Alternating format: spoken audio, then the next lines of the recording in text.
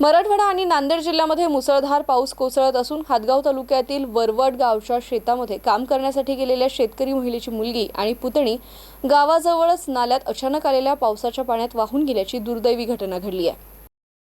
अरुण बळवंत शक्करगे हे शेतकरी महिला आपली मुलगी दुर्गा बळवंत शक्करगे आणि पुतणी अंकिता विजय शंकरगे यांना घेऊन शेतामध्ये कामानिमित्त गेली होती। दुपारी 1 वाजेच्या दरम्यान मनाठा वरवड परिसरामध्ये अचानक ढगफुटी सदृश पाऊस झाला। यामध्ये त्या तिघी वाहून गेल्याने घडलेल्या घटनेने सर्वच तालुक्यात हळहळ व्यक्त होतीये। या दुर्दैवी घडलेल्या घटनेने या ठिकाणी हिंगोली लोकसभेचे खासदार नागेश पाटील आष्टेकर यांनी घडलेल्या घटनेचं दुःख व्यक्त केलं, तर शिंदे शिवसेना गटाचे आमदार बाबूराव कदम कोहळीकर यांनी मी मुंबई या ठिकाणी असून मयत कुटुंबियांच्या व्यक्तीस मुख्यमंत्री सहाय्यता निधीमधून मदत मिळवून देणार असल्याचे सांगितलं। ही घटना घडताच हदगावच्या तहसीलदार सुरेखा नांदे यांनी घटनास्थळाला भेट देऊन पाहणी करून शेतकरी वर्गाला सतर्कतेचा इशारा दिलाय। Balasaheb Khanjode, MCN news, Hadgaon.